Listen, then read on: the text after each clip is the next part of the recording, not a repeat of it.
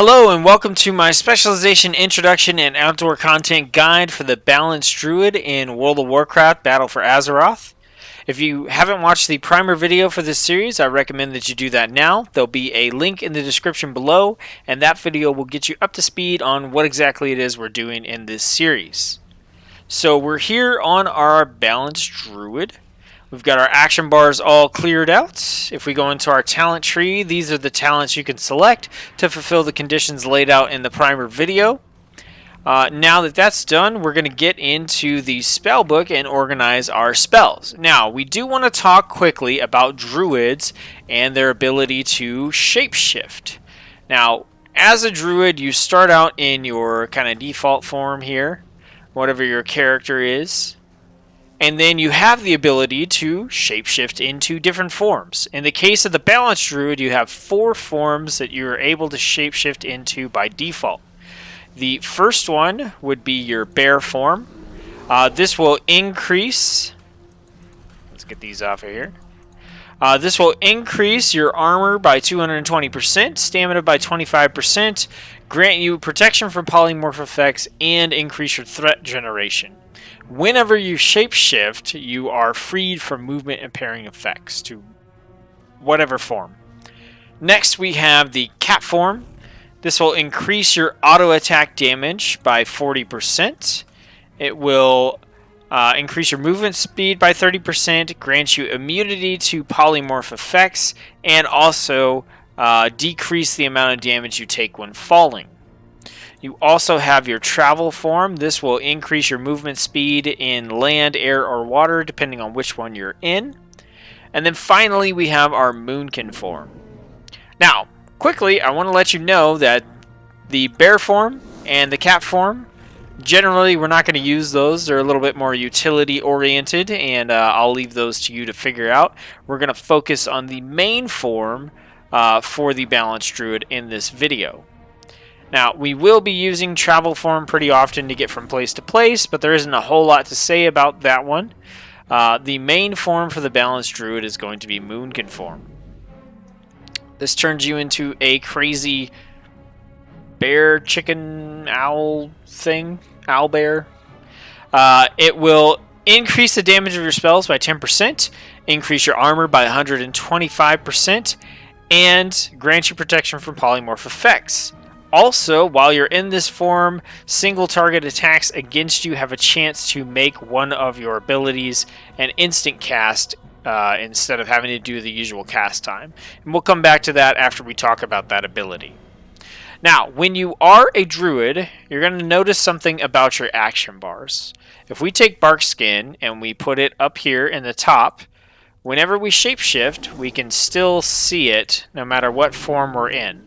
If we put it down here on the bottom side, whenever we shapeshift, we can still see it no matter what form we're in.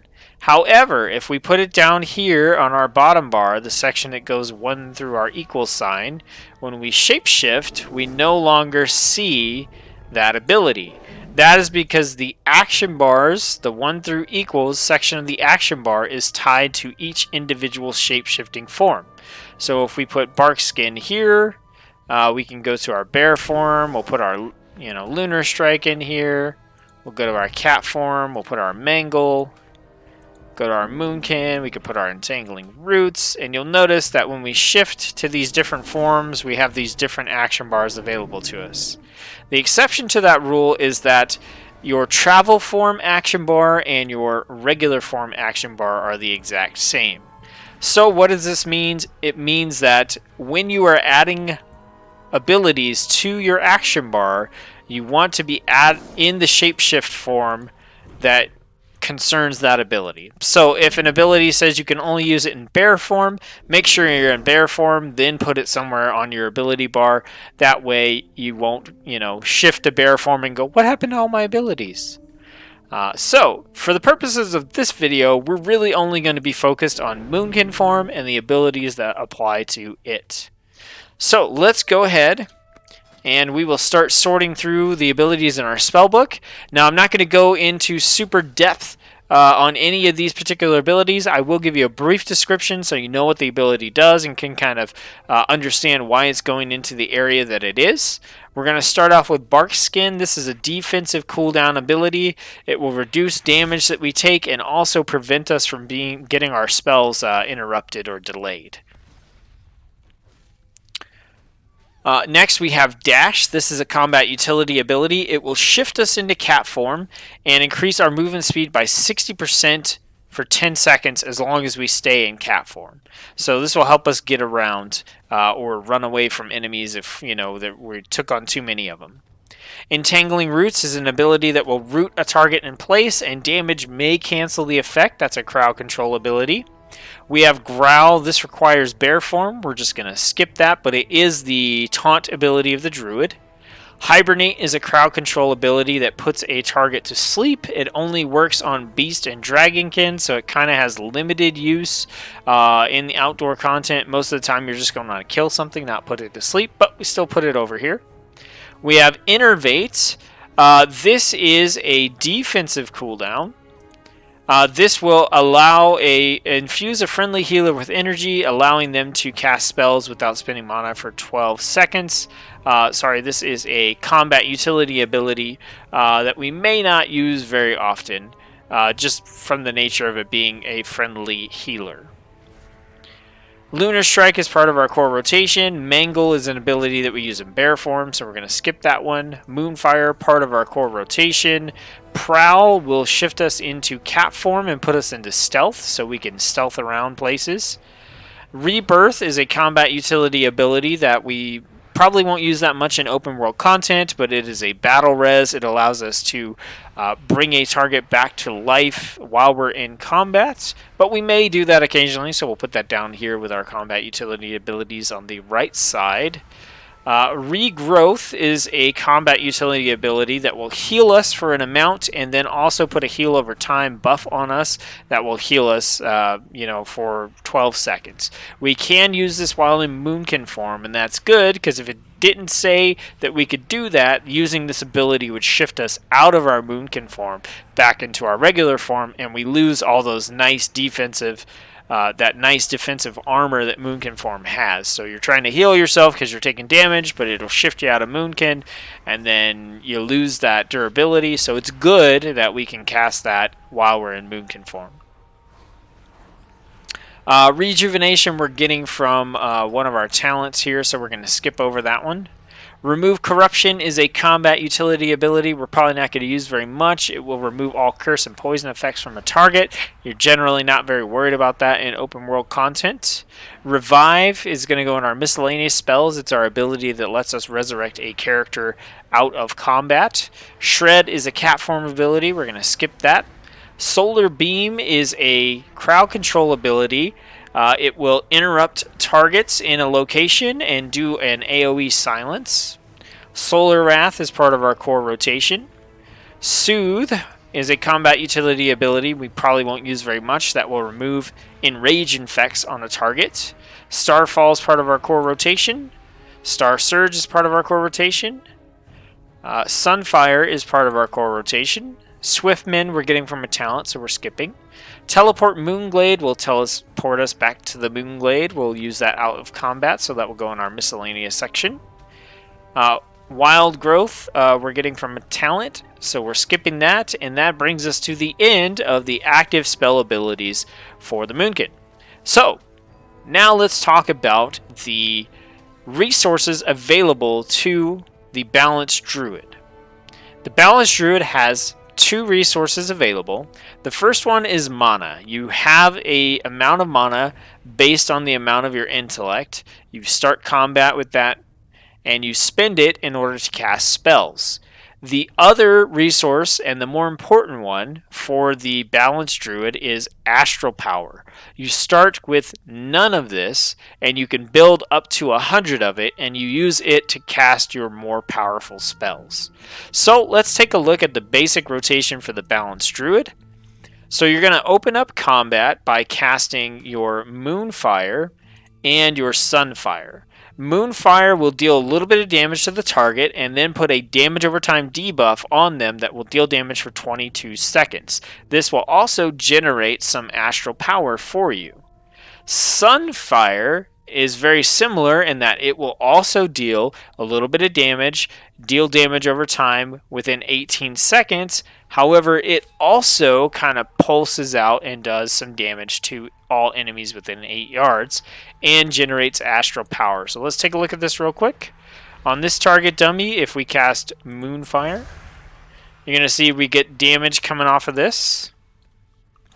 When we cast Sunfire, we'll start to see the damage being done to this target over here as well.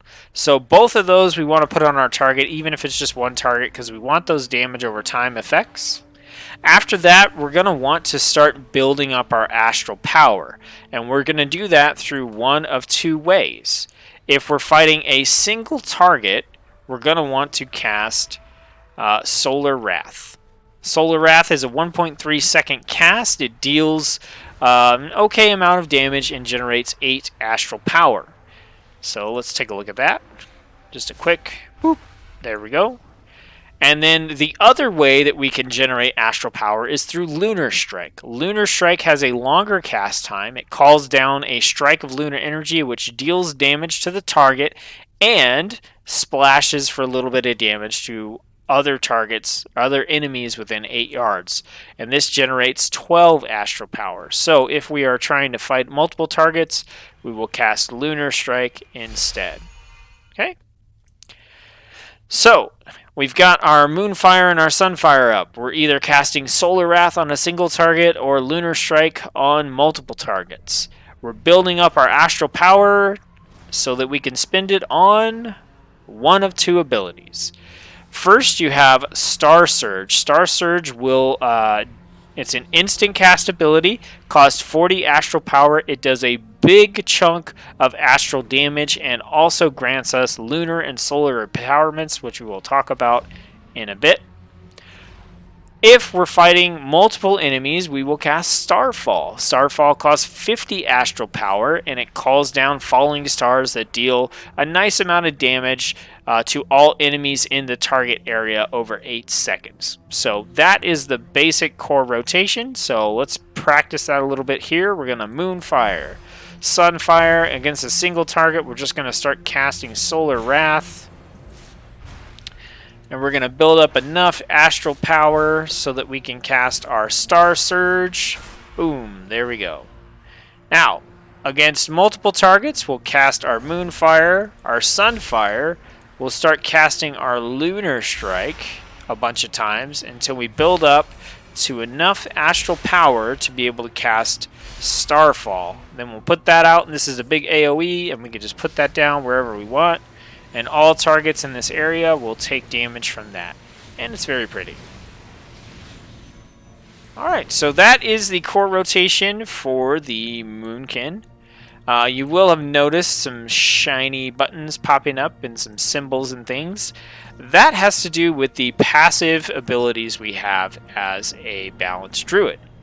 So we have Astral Influence. This increases the range of all our abilities by 5 yards. Okay.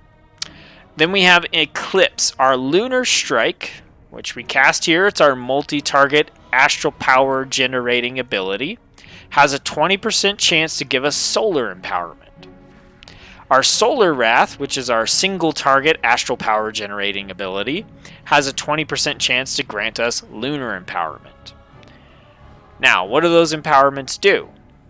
Our lunar empowerment, which is generated by our Solar Wrath, remember it's always the opposite. Solar generates lunar, lunar generates solar. So our Solar Wrath has a chance to give us a lunar empowerment.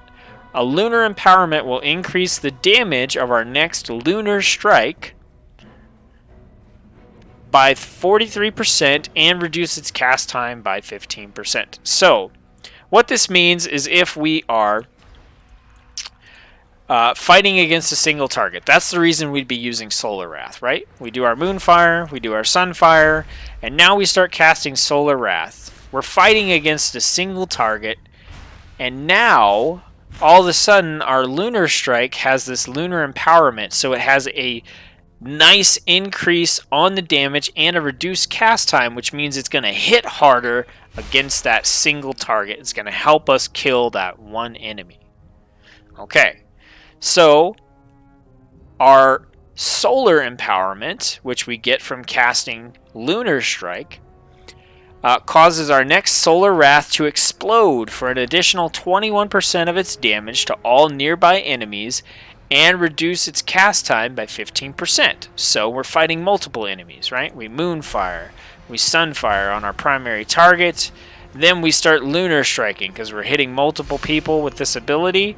That's going to give us our Solar Empowerment, which now, when we cast our Solar Wrath, which is usually a single target ability, it will deal splash damage to all the enemies around us. So it's this very nice synergy between making the abilities you typically wouldn't use in each situation fairly handy. So, you know, that Solar Wrath, you probably won't want to use your Lunar Strike if you're focused on a single target, but with these empowerments, it makes it worth it to cast that Lunar Strike. And the same goes the other way. You don't want to cast Solar Wrath in a situation where you're fighting multiple enemies, but if you get that Solar Empowerment, then suddenly it's worth it to cast it. So it's a nice flow there.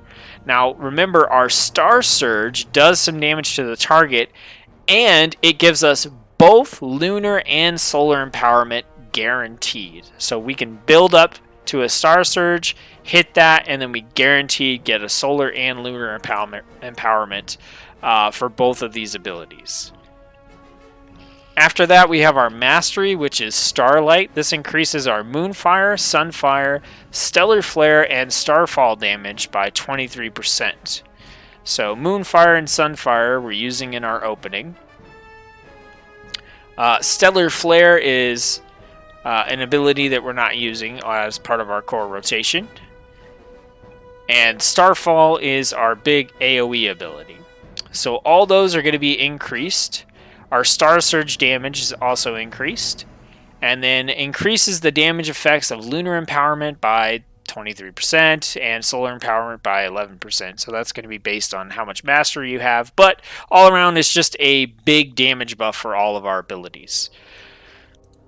So let's go over the rotation one more time, taking into account our empowerments. So let's say we're fighting one enemy. So we Moonfire, we Sunfire. We're going to start using our Solar Wraths on our single target. We get that Lunar Empowerment and we cast Lunar Strike. Then we go right back into casting Solar Wrath until we build up enough astral power to cast Star Surge. Alright, Star Surge will give us our both solar and lunar empowerments, and at that point you might as well just cast both of them to get the bonuses before they go away. In a multi-target situation, we've got our Moonfire into our Sunfire. We start casting our Lunar Strike. If we get that solar empowerment, we cast our Solar Wrath. We got it again. And then we go right back into casting Lunar Strikes until we can cast Starfall and get that AoE damage in from that. And that's it. That's all there is to the basic rotation for the Balance Druid. So let's get into the talent tree and create a talent build that's going to work well in open world content. Alright, so let me set this up here.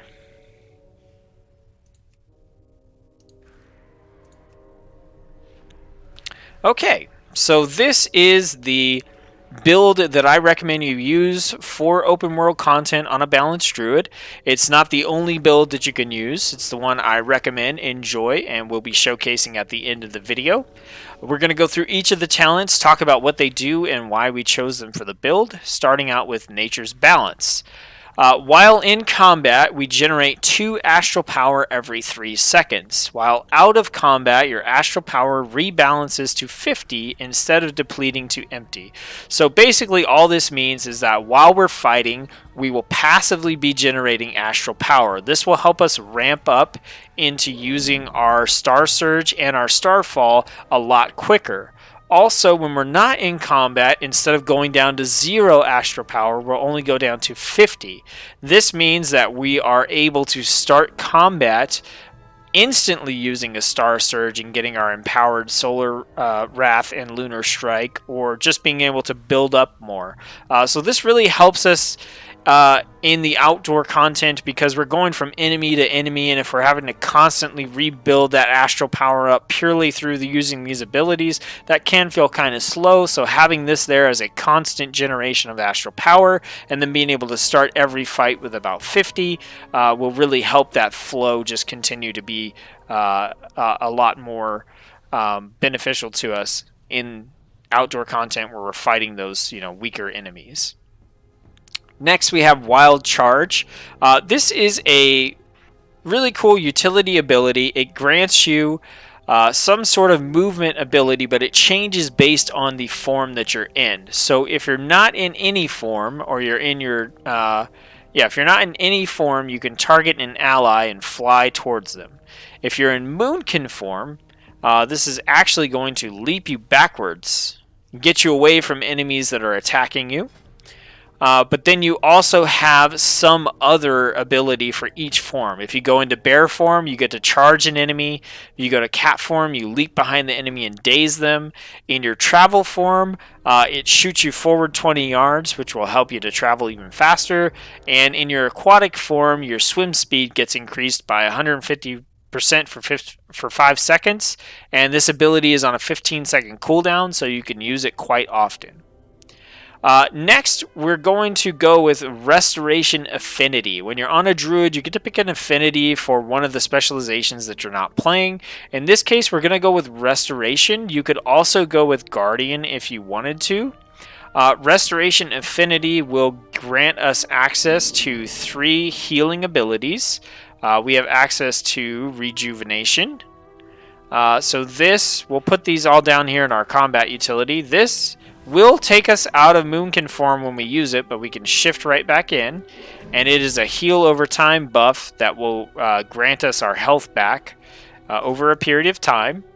We then have Swiftmen, so this will also pop us out, but it's an instant cast heal with a 25-second cooldown. So we can pop out of that, get a big chunk of our health back, go right back into Moonkin form, and keep on fighting.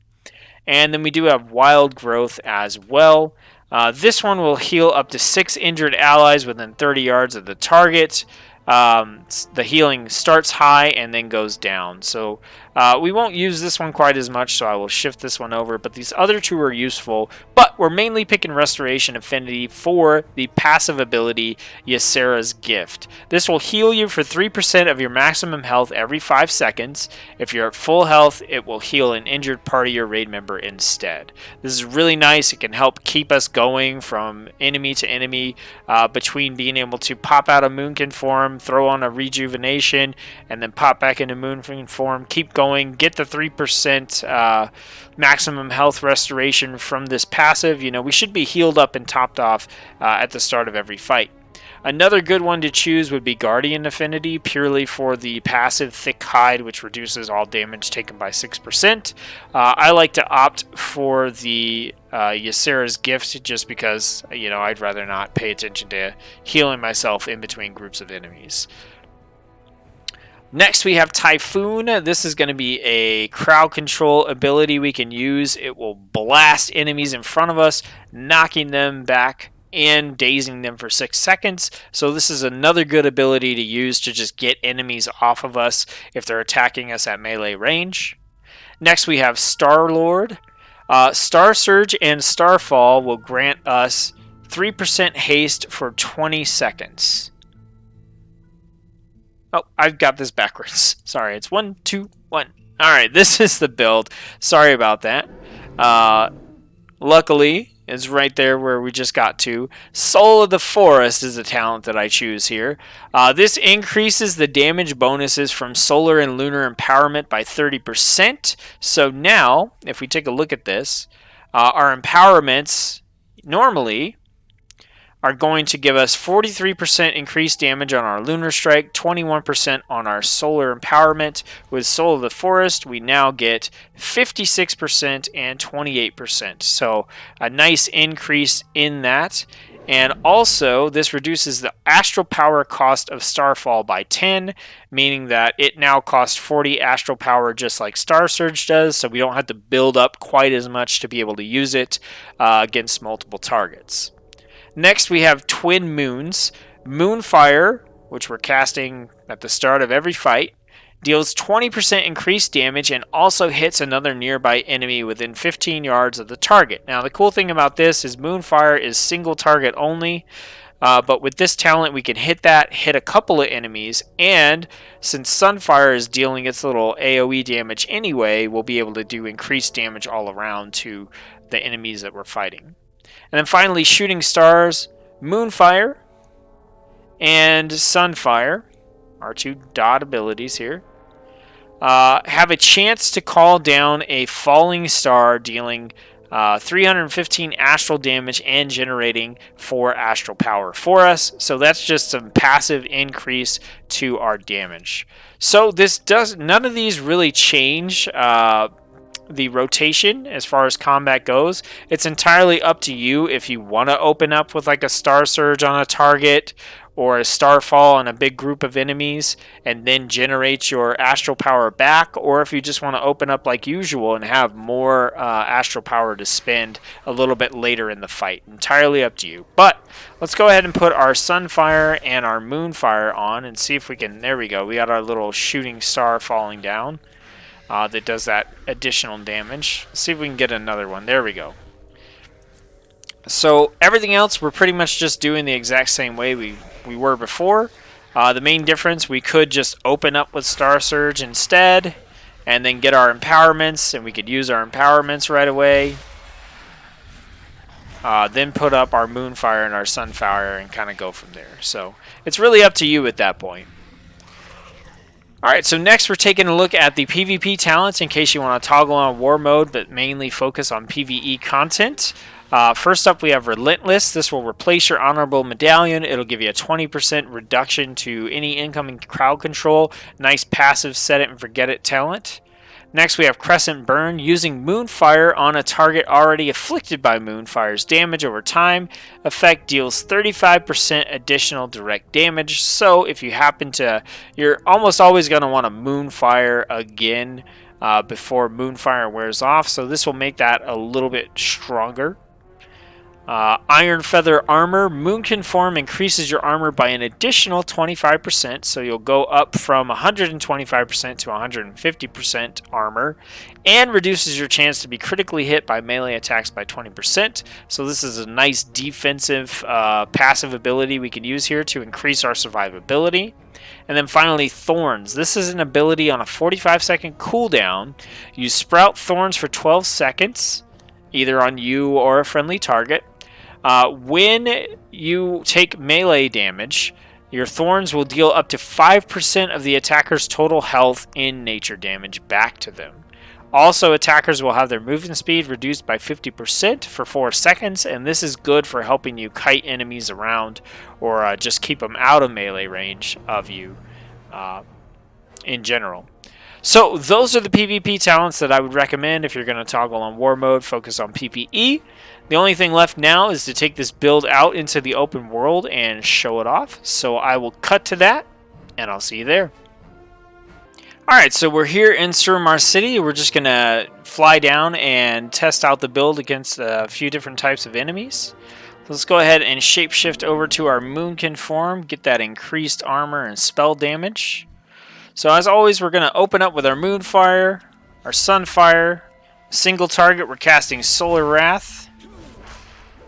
Just going to keep casting Solar Wrath. In that case, I was ignoring the fact that I had the Astral Power already. Otherwise, what we could do here is we could open up with a Star Surge, use our Empowerments, and use those to take down our opponent. We've still got our Lunar Strike empowerment, so we can use that. We got another one. Alright, so Moonfire, Sunfires. Use our Lunar Strike since we got one. Alright. So once again, we're kind of capped on our Astral Power here, so we might as well open up with a Star Surge.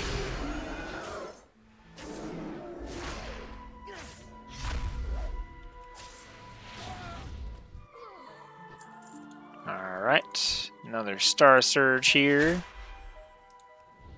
And he's dead.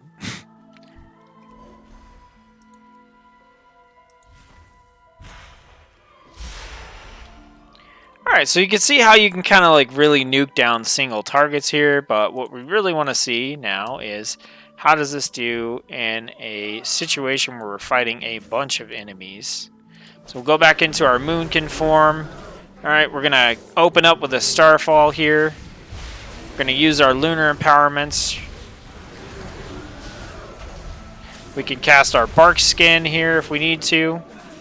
Go ahead, just keep casting our Starfalls, utilize our abilities here. We can shift out of Moonkin, hit our Swiftman, hit our Rejuvenate, go back into Moonkin form. Make sure we've got our Moonfire, Sunfire up. Start using our Solar Wrath. Let's move out of the way of that. Use our Lunar Strikes, and at this point, you know, we should be using our Starfalls or our Star Surge as well. We're about to get a bunch of enemies coming in, so I'm going to go ahead and shift out to get some heals. We're going to go back here. We're going to use our Moonkin form to jump back there. I'm hitting the wrong key. Alright, so he's down. So you can see how having these nice little restoration spells can really help you out in a multi-target situation. Also, one of the mistakes I made there, because I was too busy trying to explain what I was doing, is I wasn't paying attention to my astral power and making sure that I didn't cap it. So that's something you want to make sure that you do, is that you do not generate astral power that can't go into your bar. So if you're close to filling up your astral power bar, spend it. Use it on a Star Surge. Okay, so that's pretty much what you're going to do in those situations. We're going to fly up and we're going to kill this rare real quick.